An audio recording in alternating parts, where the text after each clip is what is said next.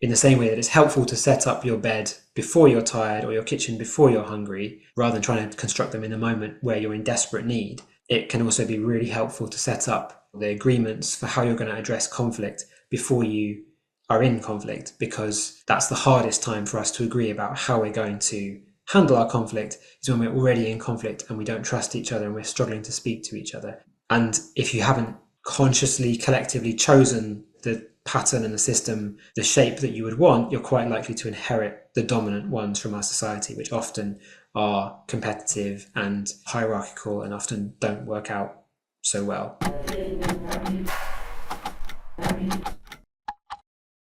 So today's guest is Paul Kahawatte. Paul is a member of the worker cooperative Navigate and an experienced practitioner of mediation and facilitation, focusing on conflict transformation, collaborative decision-making, and helping groups, organisations, communities, and social movements to work together. Conflict is something that we've all experienced, however much we try to avoid it. Learning to handle it well is essential to building strong, trusting relationships. And this is doubly true for members of worker cooperatives. When we organise non-hierarchically, we don't have the luxury of blaming a boss for making tough decisions. In co-ops, members share power, and that means facing conflict directly. When mishandled, these tensions can lead to hostilities, breakdowns in trust, and even divisions in the group. Paul brings years of experience helping people navigate these challenges, and in this episode we explore practical ways to recognise when conflict is brewing and the tools that can help resolve tensions before they spiral out of control. Paul, welcome to Punchcard. I like to start these by asking the guest to explain what a worker cooperative is in their own words. Feel free to frame that around Navigate or more abstractly. A worker cooperative is an organisation that is owned by its members and run by and governed by its members. Say you and me are working in an organisation where you're my boss.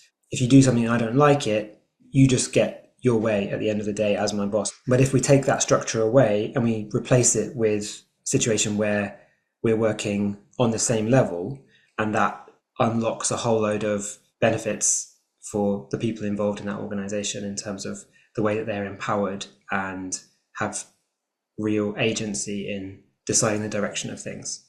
Then if something comes up, if we haven't put in place a really strong system for engaging with that tension or that conflict, it's quite likely to get in the way and cause some significant problems to us. So there's these upsides and also responsibilities that come with that. In Navigate, we try to put a lot of attention on how we do things like making decisions together or communicate together and take care of each other.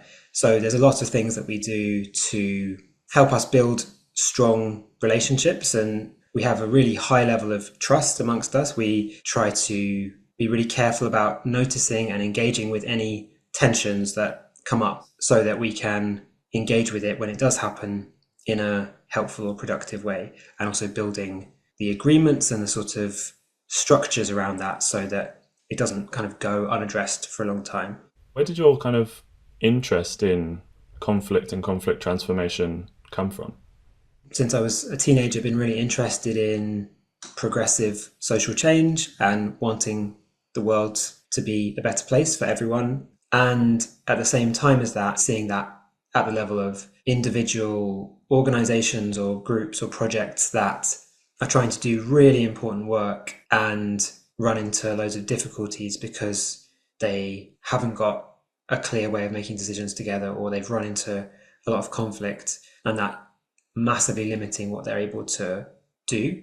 I came to see more and more it as having a really essential strategic value as well in social change work. As part of that, I came across a process that is most commonly known as nonviolent communication. And that is, the way I understand it, is it's an ongoing exploration of how can we create the conditions to help us work together or live together in ways that work for everyone and meet everyone's needs. Through that, started to hear stories of conflict transformation. And I remember that really resonating with me very deeply, hearing about people who'd been through some of the most intense and difficult painful experiences in war zones, and people who had so much pain going into a room and being supported to have some kind of conversation that at the end of the day, they were embracing each other and they were inviting each other to their houses to share food.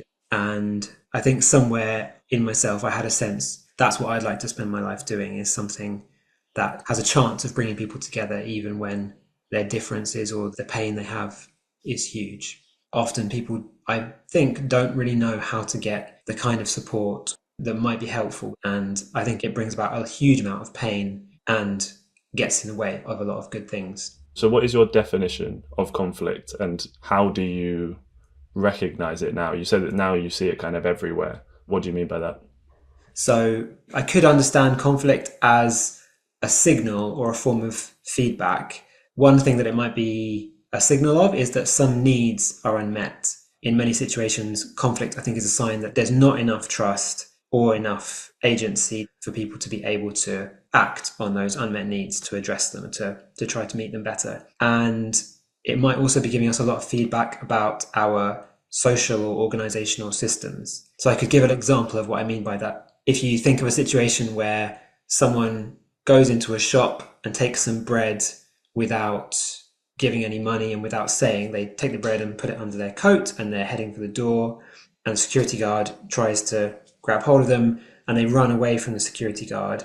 That, for me, is also giving us feedback on our justice system or our conflict system. The fact that when they see someone who is effectively a representative of the justice system, they don't run towards that person hoping to get justice, they run away. So if we listen into that feedback, we're learning a lot about our justice system as well.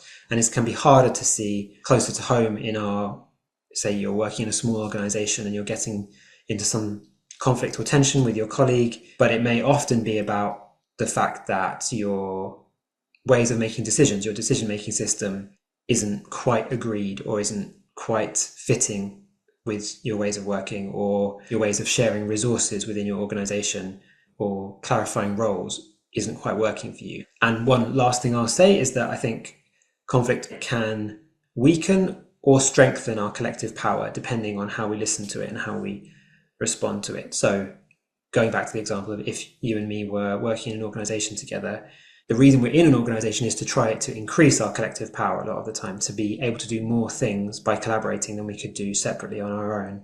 And conflict will often, if we respond to it in the more dominant ways, a lot of the time that will get in the way of us working well together. Whereas if we listen to it and listen to the feedback that's contained within it about, for example, the needs that are currently unmet, or the fact that we don't have a clear shared purpose, or our decision-making system isn't very clear, or whatever it is, then through listening to that and then responding to it by upgrading some of those things or working on them together, using our collective power to address those conditions, not only can we come back to a much better relationship between us, but we can also strengthen our collective power to be able to do more good things in the world. Needs can incorporate quite like a broad range of things, because I think in the physical needs example, that's quite obvious, it's quite specific. But yeah, if you kind of get more into like emotional needs or like what can be classified as a need or not. Paying attention to needs is a really core part of nonviolent communication, or we're using the word needs to refer to the things that really matter to people and the things that people need either in order to even just stay alive, so air to breathe or food to eat or water to drink or physical safety and security, these sorts of things. And also other things that if people don't have them, they're likely to have a really, really hard time or not feel or be very well. So things like a sense of community or a sense of belonging or a sense of agency or empowerment in their life or dignity. Do you have a sort of almost like a checklist of like how to notice when you're in conflict? I think this will happen for different people in quite different ways, but one place to notice it is really in how you feel, and that might be different emotions or feelings that come up, or it could also be quite physical. Do you notice yourself tense having just come out of a meeting or during a meeting? Do you notice yourself feeling apprehensive about talking to someone, or someone said something and you left that conversation in some way not feeling good. Maybe you can't quite put your finger on what it is, but something just didn't feel very nice for you. Or maybe it's very clear. It didn't feel okay because they said this thing and that thing was really upsetting for you or really concerned you or whatever. So it's likely to show up as some sort of tension, some sense of not feeling quite so able to approach someone or to look them in the eye, to notice sort of a fear response of different kinds, anxiety, sort of shrinking away from someone or some people, noticing those conversations that you might have in your head where you're either replaying a conversation that did happen or a conversation that you'd like to have. A really big thing, I think, is noticing what are you saying to some friends of yours or some other colleagues about someone else. So if I was struggling with you, it might not even occur to me sometimes to bring it up with you, but I might find myself talking to another colleague or a friend and saying, oh, have you found Caleb is really whatever, or I can't believe what Caleb did the other day, or something like that. It's a sign potentially that I'm not okay with something. And I think also I'd make a distinction between conflict that's more about relationships and trust between people, and some disagreements are not so much about me being upset with you, but me being concerned about what you want to do versus what I want to happen. So they're maybe a little bit more about decision making. So if I notice that either I'm saying yes to things that I actually want to say no to, or I'm not sure if I want to say yes to, or that I'm sort of trying to lobby other people around me to try and get a decision to go a certain way, or I'm scared about what direction the decision is going to go in, I'm scared of losing, or I'm in some way fighting to win. That for me could be a signal that we have some sort of disagreement, that I'm not confident that we're going to address that disagreement in a way that addresses what's important to you and what's important to me, that we're going to come up with something that genuinely works for us both. Those would be some of the things that might show up as signals of being in some sort of tension or conflict, or even that trust has got low. And I'd also just encourage anyone who's listening to this to take a couple of minutes just to ask yourself that question, or just talk to someone about it. How do I notice when I'm having a difficulty with someone? How do I notice when I've got some kind of tension or disagreement, or something's not feeling good? And then you are more likely to be able to notice it and then act on it in some way to try and address it, or get the support that you need to address it. Okay, so we spent quite a lot of time doing sort of diagnosis of how to recognize conflict, which is obviously very, very important. But Navigate, the worker co-op that you're a part of, is about then transforming that conflict into something more healthy. But before we get onto that, I'd just like to know a little bit more about how were you introduced to worker co-ops, and then how did you kind of end up getting into Navigate? I was aware of both worker co-ops and housing co-ops and the cooperative movement through being involved in different forms of activism and social change work. And lots of people that I knew were either working or living within co-ops at that time. I actually got asked to join Navigate, which used to be called Seeds for Change Oxford, had evolved and changed quite a bit in its existence, had started off running particular types of trainings in particular forms of activism and social change work. And over time, there was a recognition that there were more and more requests for support with conflict coming in to Navigate. And they were looking for someone who had experience working with conflict. And at that point, I'd spent a few years studying these things and volunteering quite intensively as a community mediator. So I was someone who could do that form of work. Generally, there hasn't been a lot of people who've had a lot of training and experience working with conflict probably in society in general, but certainly within the sort of social change movement context that Navigate works within. So it has been probably quite hard to find people who do that work. And we're trying to build capacity in that area. We just ran a year-long program to train up a quite large group of mediators from scratch mostly, to increase that capacity for social movements. And alongside that, we're also trying to develop a little bit like breakdown cover for your car, a bit of a setup where people can already have a relationship with us, where they know that there's a team of mediators that they can call out as soon as they notice a conflict? Conflict is an inevitability and something that is even more prevalent in cooperatives, where we rely so much more on trust and we try and operate in a non-hierarchical way. So it makes it even more important that we start to listen to experts like Paul and take on some of the tools and techniques that he is recommending and make changes to our co-ops to make sure that we can better manage conflict and better move through conflict. So if you do want to keep hearing interesting and thought-provoking kind of practical examples of how to improve your co-op, then go to opencollective.com/workerscoop/projects/punchcard and start making a regular £5 a month contribution. The link will be in the show notes. I want to kind of get you to draw out almost like a timeline of what different processes you should maybe have in place to tackle conflict as it gets potentially larger and larger. In the same way that it's helpful to set up your bed before you're tired or your kitchen before you're hungry, rather than trying to construct them in a moment where you're in desperate need, it can also be really helpful to set up the agreements for how you're going to address conflict before you are in conflict, because that's the hardest time for us to agree about how we're going to handle our conflict, is when we're already in conflict and we don't trust each other and we're struggling to speak to each other.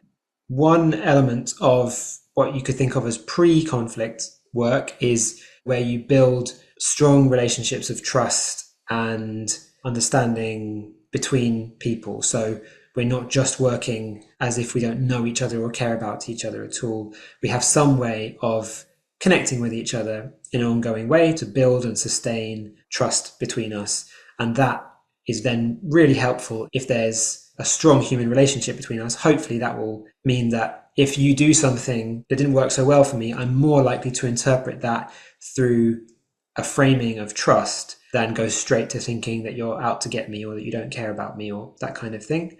And it's more likely that we'll be able to talk about it. And so setting up some really clear agreements for how you can address that before it arrives, if possible, so that you don't have to think about it every day, but it just naturally happens. Like, for example, within Navigate, we have a little check-in at the beginning and end of our meetings so that we know how each other are doing and we know about each other's lives to some extent, and we have that ongoing sense of a good relationship between us. I call it living systems. So it's about looking at how do we handle several different aspects of living or working together ongoingly, and how do we create the conditions to do them that support the ways of doing them that we would like to see. We use like a framework quite loosely of 7 systems. So how do we handle conflict, our conflict system, decision-making system, support and care. How do we make sure that everyone's got the support and care that they need? How do we share resources or distribute resources? How do we listen for and gather and make sense of and use feedback? Connection and community. So how do we build trust and strong relationships and a sense of being on the same team, but also maybe connection to the purpose that we're here to try to fulfill or why we care about what we're doing, that sort of thing. And also, how do we share information? And I'd also say that part of also the understanding of systems, you can't not have a version of each of these systems.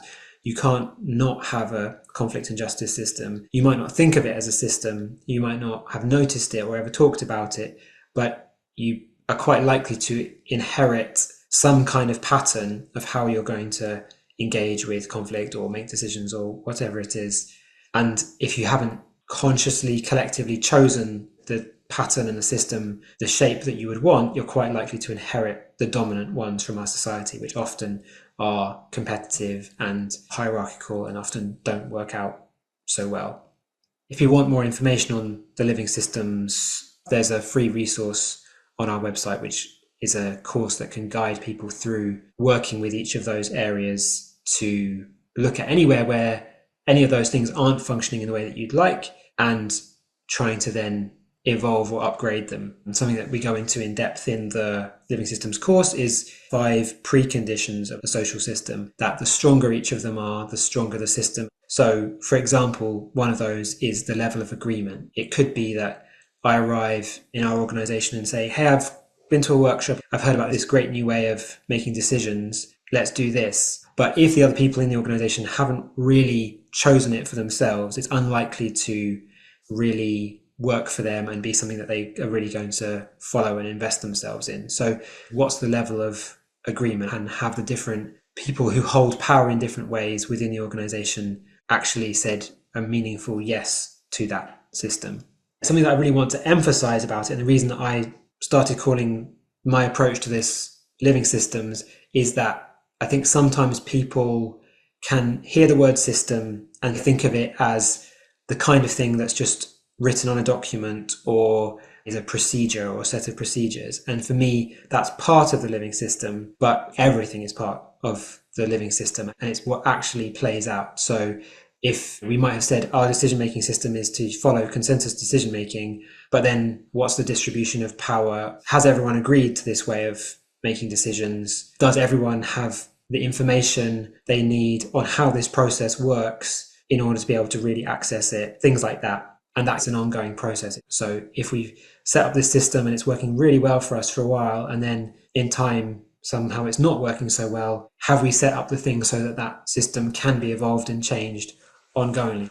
And then once you notice some sort of tension, one thing that I think is a really core principle is listening. I think that in conflict, I want to start by listening to myself.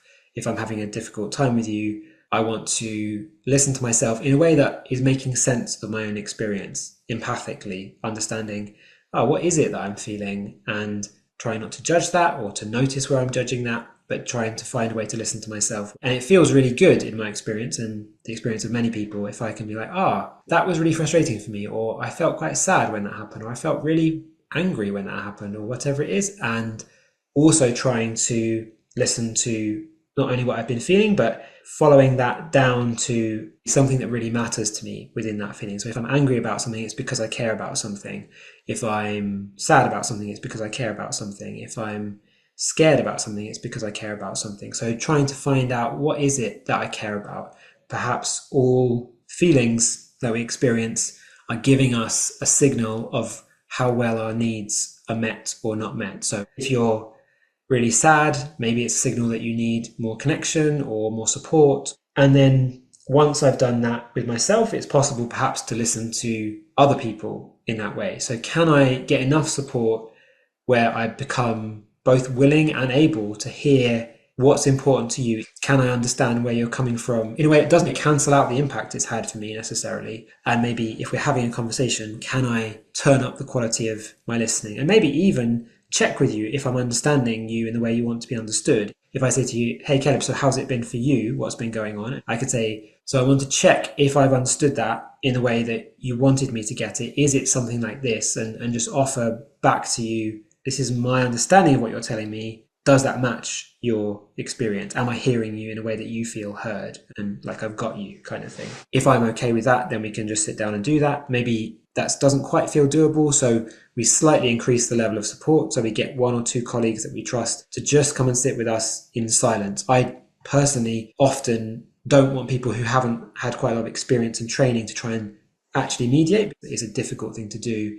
And a lot of the impulses or scripts people have for how to support people in conflict in this culture don't always bring about the kinds of things that I think would be helpful. Another element of support can be for people to reach out to someone, whether that's within the project or quite likely outside of it, who can just really listen and really hear you, who's not going to come in and give loads of suggestions of who's right or who's wrong or anything like that, but just be someone who can hear you and understand what your experience is. Being heard can be a really helpful thing early on in that process. I'd also just flag, in so many conflicts, it's that I've done something that's been difficult for you and you've done something that's been difficult for me, not necessarily to equal extents. It's quite often the case that it looks to me like you've done something that's been difficult for me. That's also what you're thinking the other way around. And I think that's another area where something that is very, very strong in this culture that I think is incredibly unhelpful to conflict going well is the idea of someone being right and someone being wrong. And that can quickly turn into blame and the idea that you're bad, or you thinking that I'm bad or wrong. And I'd hope that we can maybe sort of transform or translate the idea of if you've done something that's been difficult for me, making you bad, but just translating it to you've done something and it's been difficult for me, focusing on the actions and the impacts and not going into the abstraction of therefore you are bad or wrong. So for example, if I say, oh, you're so selfish, Caleb, that might be really hard for you to hear. We could hear that as a kind of expression of a painfully unmet need. So what I'm saying when I'm saying you're so selfish is I'm kind of saying I'm really scared that you don't care about how this affects me, or you don't have consideration for other people in the team. It's really important to me that you care about me and that we care about each other. And that's kind of what I'm calling out for, is I want to be able to trust that you care. I'm not going to be able to hear you most of the time in that way, in that moment. All my nervous system is going to, all sorts of stuff is going to happen. But if I can have enough support to be able to talk about the impact that had for me, the way that you came up to me and said that, it's possible that after enough support, I might get curious about, what was going on for Caleb? You're trying to meet a certain kind of need. And does understanding it that way help me feel more peace in myself? Which doesn't mean that I'm going to tolerate it or not do something about changing it, but it might help me work with you to address the situation. And then if those forms of support aren't enough, either because you've tried them and they haven't worked, or you straight away feel that this is beyond that level, then I would encourage people to find one or two mediators that you like and trust the way that they work, who you can call. And if you wanted to, you could stick a great big flowchart up on your wall that reminds you why you want to engage in conflict in these ways and what to do. So people don't need to waste precious time trying to figure out what to do. They know what to do straight away. One last thing that I'll say to draw out another principle that I hope might be useful to people is to understand that anything that anyone is ever doing, however horrific or awful the consequences of it are, maybe they're just trying, however tragically, to meet some needs that I actually also share. So that, for me, in a conflict situation, even if you're doing something that I really don't like, I can understand, begin to tune into, maybe Caleb is doing this thing because this or that need is what's important to you. One thing I wanted to ask, which might be difficult to answer and might also be information that will go out of date quite quickly. The main issue that I hear, or complaint that I hear about trying to tackle conflict, is it takes too much energy, it takes too much money. Do you have a sense how long these stages take and their cost? Yeah, so one thing I'd say is that it does take some amount of time and energy, and I can't see a way around that, but I would want that to be understood alongside the massive amount of time and energy and financial cost that comes from not addressing these things. It's very normal that people need to take time off work because they're struggling with a conflict or a tension, or they leave, or the capacity to work together or do whatever you're trying to do together is massively diminished. And I would like people to really factor that cost in when they're making their cost benefit analysis on what they want to do about it. And I'm not confident that people always do factor that in. And maybe it's a little harder to see because someone doesn't come and give you a bill for all of the costs for not addressing conflict. If there was a much lower level conflict that was caught much, much sooner and responded to much sooner, and you were going to call in someone from outside, I think it could be addressed in a few hours. There'll be, in the mediation process that I work with, we have some amount of one-to-one conversations with the people involved. And that's for them to be able to just talk about how the situation has affected them and just be heard about it. And also for the mediator to be able to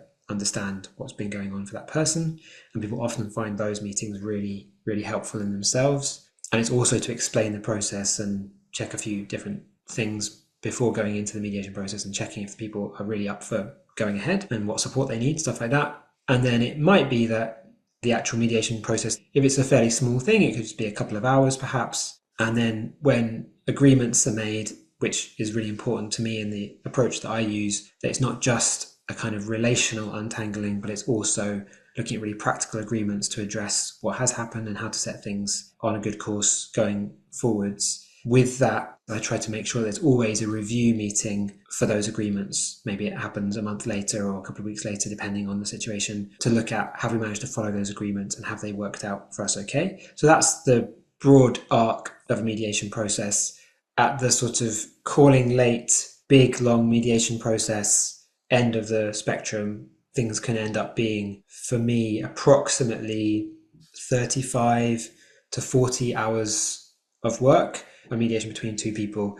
That would include 2 to 4 hours with each of them separately, then probably a couple of days of mediation sessions, possibly more, and probably some quite extended check-ins between and after those mediation sessions, and then an agreements review meeting after that. That can be a significant cost. And I still think that almost always it will be, even the most extensive mediation process will probably be a lot less costly than the alternatives, because not addressing the conflict probably will eventually mean that at least one person will leave the organization, and there's huge financial cost that comes from that, plus the huge energy and time and emotional impact of it. I've definitely had quite a lot of experiences, people coming to me for mediation and saying, well, we tried mediation. And then when I ask a bit more about that, what they mean is that they had someone who wasn't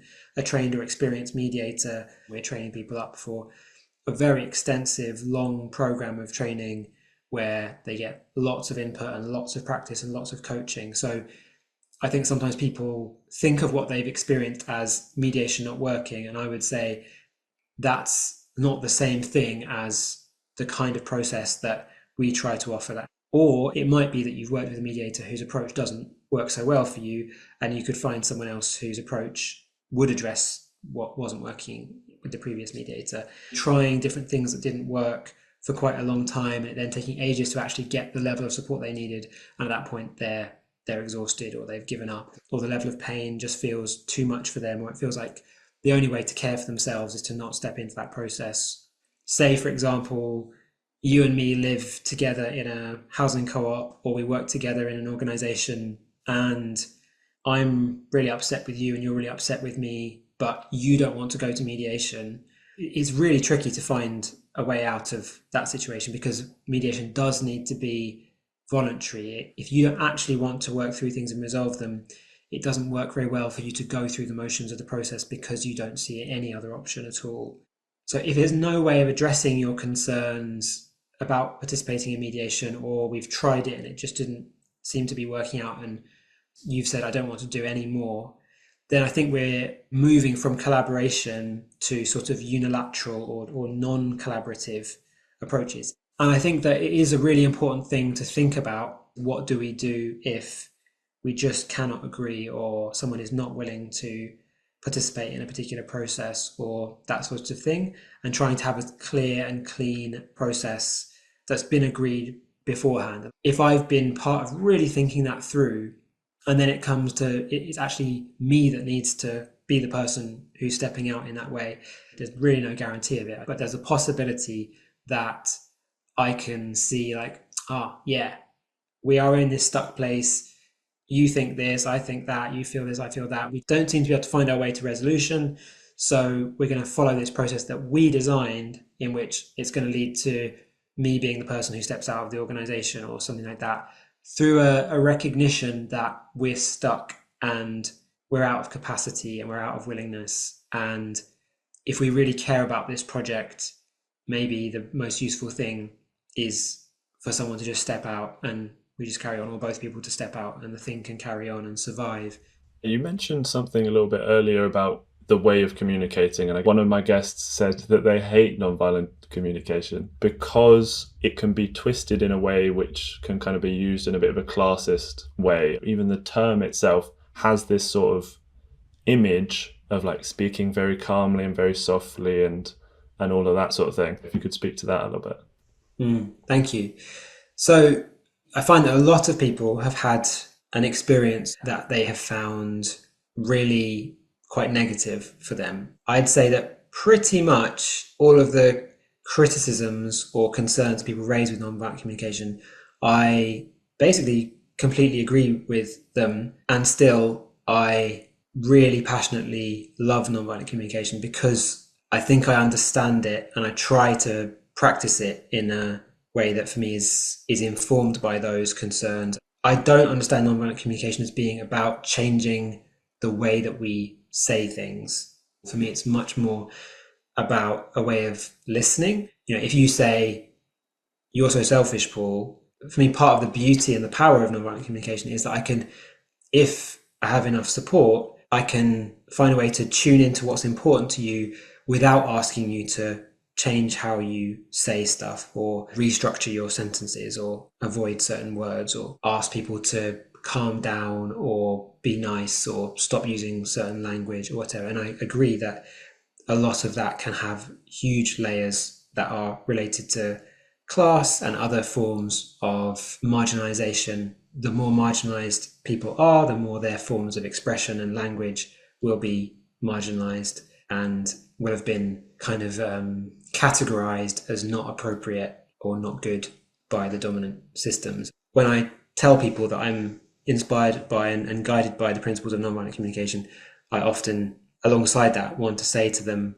if you have come across it before, I wonder if you might have encountered a version of it that I don't feel fully aligned with or that misses certain things. I guess that's a conversation that I'd love to have in more depth, is to say how I relate to it in relation to those concerns and criticisms and see what people make of that. And they might find what I have to say gives them a different angle on it, or it might not. Yeah, amazing. I mean, we're going to have to leave it there, but thank you so much. That was so insightful. And yeah, I hope everybody else has got a lot from this. And yeah, look forward to the conflict breakdown cover.